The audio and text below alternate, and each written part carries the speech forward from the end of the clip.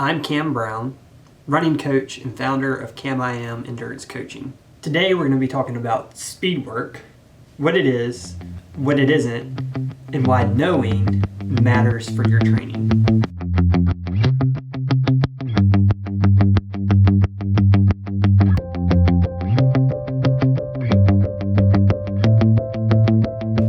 Ask 10 runners what speed work is, and you may get 10 different answers. We usually, when we say speed work, it kind of covers a broad range of different types of workouts. Hill sprints, strides, 400 meter, 800 meter repeats. These are often what are mentioned or referred to as speed work. And the truth is, each of those workouts are different. Not only are they different in distance and the way they're executed, but they're training different energy systems, they're training different muscle fibers, and they're targeting different adaptations. So it's very important to understand the differences of each of those workouts and what you're trying to target with them. And so when you just say speed work, it can be confusing, and someone may think that doing a 400 meter repeat is the same as doing hill sprints or strides. And that's just not true. And so today we're going to take a deeper dive and hopefully clear up what these workouts are for, what they're trying to do in terms of adaptation, and what true top-end speed work is. And this is important for your training so that you can train smarter and target specific adaptations that you need. But before we get into the different workouts, we need to cover our different energy systems because it's important to understand them, to kind of understand why these workouts are structured the way they are and the physiological adaptations that we're trying to achieve with these different workouts.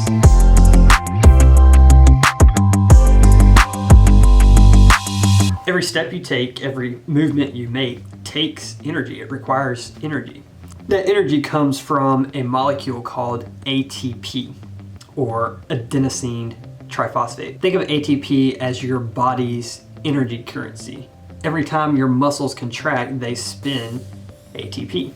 The problem is your muscles only store enough ATP for just a few seconds of movement. So your body is constantly making more ATP, and it has 3 different energy systems to do so. And an important thing to understand is that these energy systems don't cut off while another one turns on. They don't work in separation, but they work simultaneously. The only thing that changes is which energy system is doing the most work at a given time.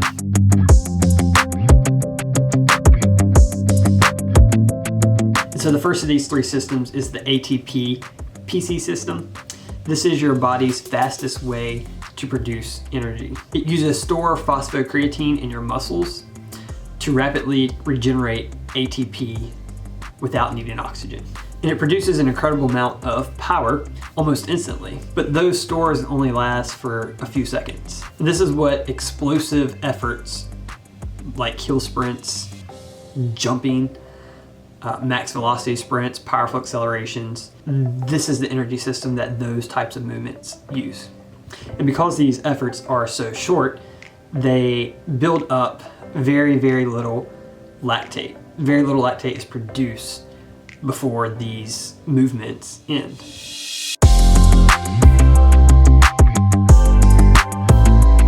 The second is anaerobic glycolysis. And once those phosphocreatine stores begin running low, your body starts relying more on anaerobic glycolysis.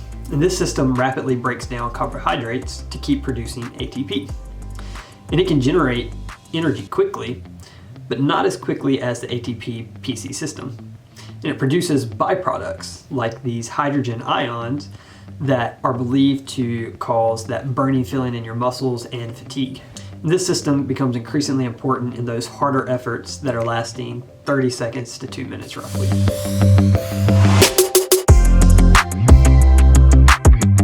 And then finally, there's the aerobic system.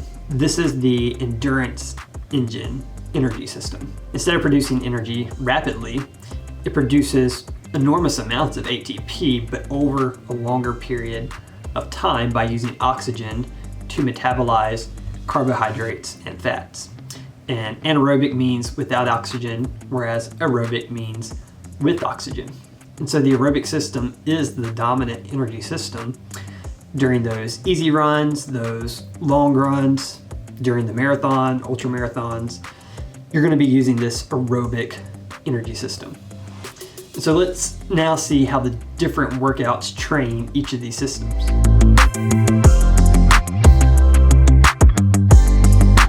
So again, when we say speed work, most people think speed work is just running faster than easy pace or running faster than your goal race pace, right? That's speed work.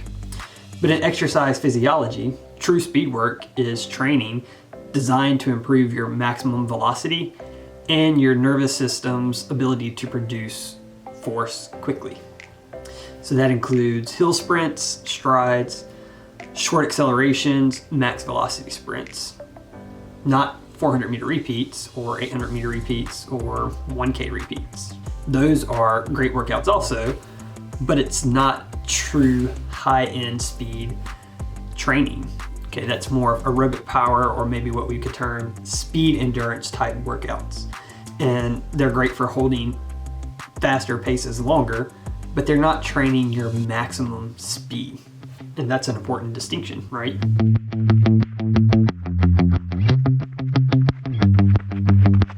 And so let's talk about the first of these workouts, hill sprints. This is probably the best speed workout a runner can do. It's one that I prescribe for all my athletes when we're trying to work on speed adaptations. A typical hill repeat session would look like maybe 6 to 10 hill repeats lasting 8 to 12 seconds. And then we're gonna have a long period of recovery. So 3, 4, 5 minutes. You wanna have a full recovery in between these so that you can run these repeats as fast as you possibly can. And part of the reason we do it uphill, one is the difficulty of running uphill is not going to allow you to run at your full speed because it's uphill, right? It's harder, which minimizes the risk of injury, the risk of pulling something. You're also going to have to shorten your stride when you're running uphill.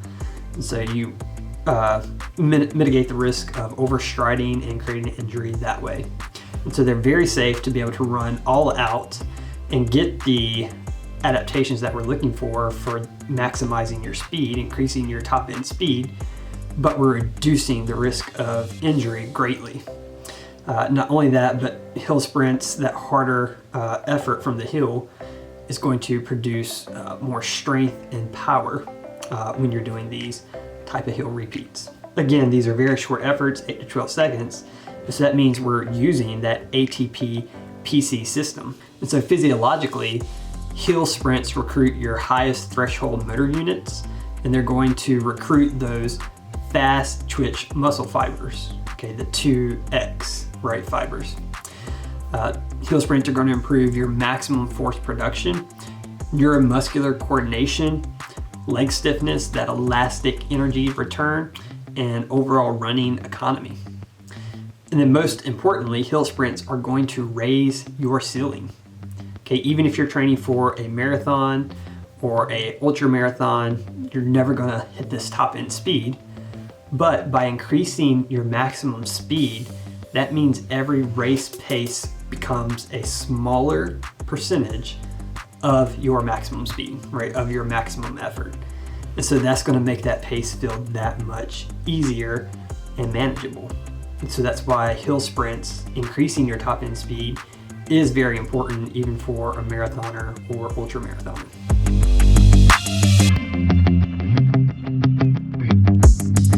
Next we have strides. So strides are maybe something that we could call speed practice. Okay, strides are often misunderstood. Okay, they're not these mini interval workouts throughout the week.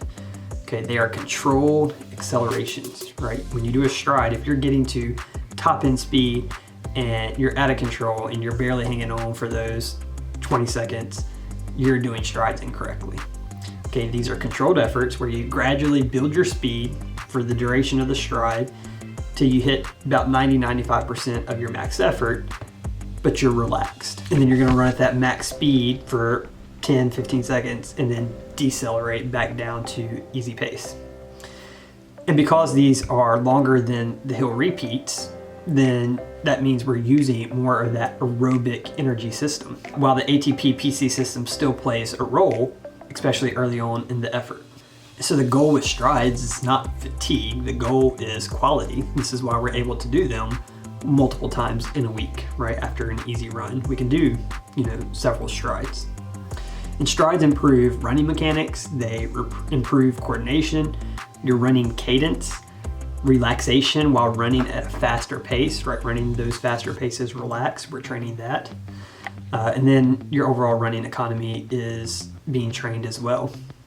So think of strides again as speed practice, right? They teach your nervous system what it feels like to run fast while staying relaxed. And they're just great for staying sharp, right? For hitting that almost max speed multiple times throughout a week. And so feeling very sharp throughout the week.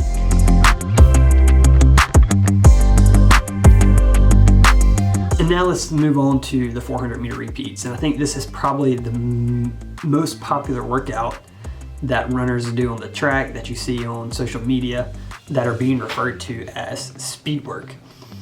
And you could call it speed work because you are training to run your marathon faster by doing these workouts, but it's not training your top end speed. And so that's what we want to clear up with this video. Okay, most of the time you're doing 400-meter repeats at maybe your VO2 max or critical velocity, just under VO2 max, maybe 3K, 5K pace. And so you're primarily challenging your aerobic system, while that anaerobic system that we talked about, the anaerobic glycolysis, helps meet the higher energy demand. But again, these workouts, the paces that you're running them, you're improving your VO2 max, your aerobic power, your cardiac output, oxygen delivery, but then also you're producing lactate. And so you're gonna be working lactate production and lactate clearance during these types of workouts. They're going to recruit more type 1 and type 2A fibers, so not those high fast twitch, those type 2X fast twitch muscle fibers that the hill sprints are going to. And again, these 400 meters, they're not going to significantly improve your maximum speed because you're not training at maximum speed.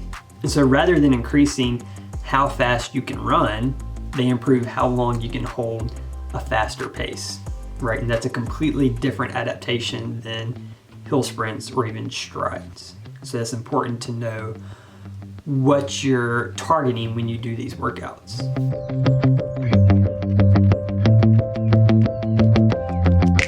And then 800-meter repeats is another popular workout that you see people talk about, or even 1K repeats.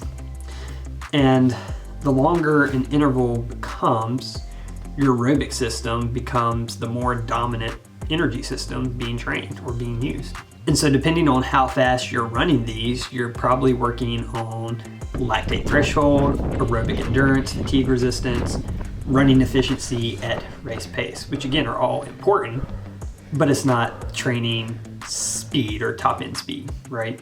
So they're teaching your body to sustain hard efforts longer, not increase your maximum speed. One makes you capable of running faster. The other makes you capable to hold those faster paces longer. And the best runners train both.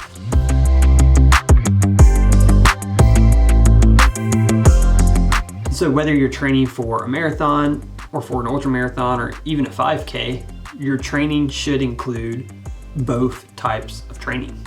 True speed work improves the quality of every stride you take, whereas those longer threshold workouts are going to improve how long you can maintain those quality strides while under fatigue. And when your top speed increases, then race pace becomes a smaller percentage of that maximum. And when your aerobic engine improves, you're able to stay closer to that maximum effort for longer. And that's how you get faster.